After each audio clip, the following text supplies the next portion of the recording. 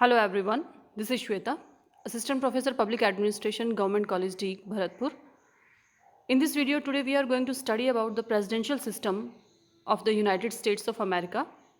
If you remember, in the last video we have discussed about the basic features of the Constitution of America. Now in this video we will focus on the presidential system as well as the qualifications, or we can say eligibilities to hold the office of the President of America, the mode of election, and his removal process. So let's begin. Presidential system of United States of America. The most important feature is the separation of powers. The separation of powers. This doctrine is the basis of the presidential system of America. Constitution of America itself says this thing, that the powers should be distributed among the three branches of the government: the legislature, that is the Congress, the executive, the president, and the judiciary, that is the Supreme Court. The Constitution of America, Article 1, it says that the legislative powers shall be vested in the Congress. Article 2 talks of the executive power of the president, and Article 3, which is related to judicial powers, that shall be vested in the one Supreme Court of the United States of America.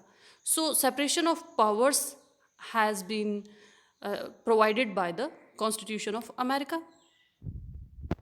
Then single executive. In presidential system, there is no difference between nominal executive and real executive. The President of America is the head of the state as well as the head of the government. In parliamentary system of governance, we can see that there is two types of executive. One is the nominal executive and the other is the real executive. If we take the example of our country, India, then there is nominal executive is the head of the state, that is the President of India, and the real executive is the Prime Minister of India. So there is difference between these two terms. But in presidential system, uh, in America, there is no difference between these two terms. Then, indirect election of the president. The Constitution of America provides for an indirect manner of election of the President of America through Electoral College. We will discuss what is this Electoral College in this video. The fixed term is 4 years, the duration or tenure of the President of America. Then the president is not responsible to the federal legislature. This is the unique feature of the presidential system of the United States of America, which doesn't exist in parliamentary system. Here it says that this feature, the president of America is not responsible to the legislature, that is the federal legislature, the Congress, and his council of minister, they are also not responsible to the legislature. Even he can choose or select his own persons as the members of the cabinet, and they serve at the pleasure of the president. What does this mean? They serve at the pleasure of the president means he can remove them at any time. So this is a unique feature which doesn't exist in parliamentary system. In parliamentary system, like we can take example of India and Britain. Here the council of minister, including the prime minister, they are collectively responsible to the legislature. Then principle of checks and balances. This is a great feature, unique we can say, checks and balances. This is an outcome of that principle we talked of in this video itself. This is the outcome of separation of powers.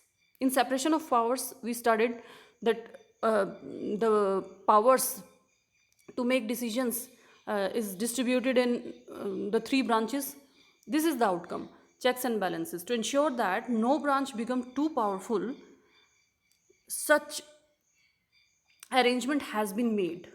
Each branch exercises certain powers that can be checked by the powers given to the other branch, so that uh, no organ can become autocratic or irresponsible. For example, we can understand this concept by examples. The President of America can veto the resolutions passed by the Congress. In the same way, the Congress has the power to approve the treaties or various other things or orders made by the President of America.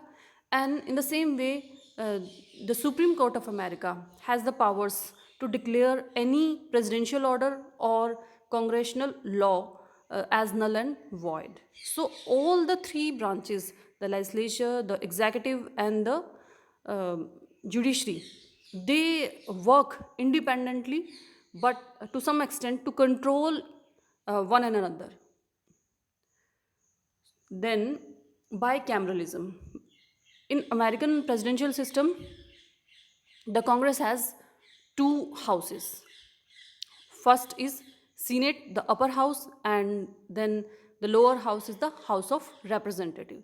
Senate has 100 members and 6 years terms, and House of Representative has 435 members.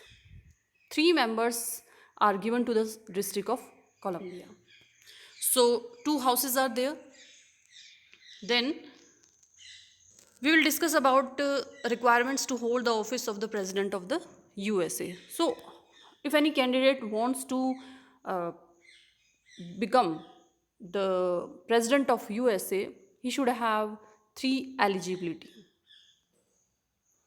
According to the Article 2nd of the American Constitution, the President must be the candidate for the President must be a natural citizen of the United States, not naturalized citizen. Second, he must be at least 35 years old. The president have been a resident of United States for 14 years, not consecutively, not a continuous period, but in all 14 years he should have been the resident of United States. So, in order to become the presidential candidate, he or she should have these three eligibility. Then we will discuss mode of election. The Constitution of United States provides for an indirect election, but if we see practically the growth of political parties or political conventions, uh, this growth has converted this indirect process into direct one through electoral college. This electoral college constitution itself provides for electoral college to be elected by the people of all states of America. What is this body, electoral college? This is a body of electors who are elected directly by the people of all the states in United States of America, and it is formed every 4 years for the sole purpose of electing the president. After electing the president, it is dissolved. The number of electors is equivalent to the total number of the members of the Congress, which is 100 plus 435. 535 is the strength of the Congress, plus 3 members from District of Columbia. So, if any candidate want to win the presidential election, then absolute majority is needed. That is 270. Half plus 1. 269 is half, then plus 1 is 270. 270 votes are needed to become the President of America. So, this was the mode of election of President of America. This is we can say the direct election, but in Constitution, indirect process of election, indirect manner has been provided. Then we will move on to the removal process of the president. We need to understand what is the basis of or the grounds for the removal of the president.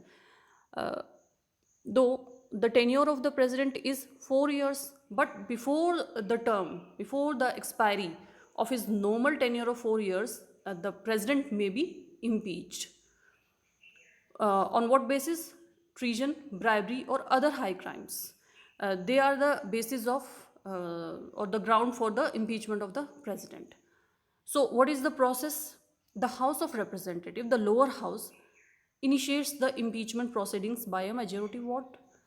Then, if the resolution is passed by House of Representative, then the case is tried by Senate, the upper house. This is the most powerful house in the world, and in America it is upper house of the Congress. So during this period the Senate acts as a judicial tribunal, and it is presided over by the Chief Justice of the Supreme Court, not by the Vice President. So, if the Senate also passes the impeachment resolution by two-third majority, then the president stands impeached. So, this is the process of impeachment of the President of America. There have been 3 attempts so far, but no attempt has ever been successful. Recently, President Trump, there was an unsuccessful attempt. Here I want to tell you one more thing. In 22nd Amendment, one clause is added in the Constitution that no president can be president for more than 10 years. So he can be, or he or she can be elected twice, max for 10 years. So this was all about the presidential system of United States of America. So we have studied the eligibilities, the mode of election, and the removal process of the President of America. In next video, we will study about the presidential powers and functions in detail. So this was all about for now. Thank you.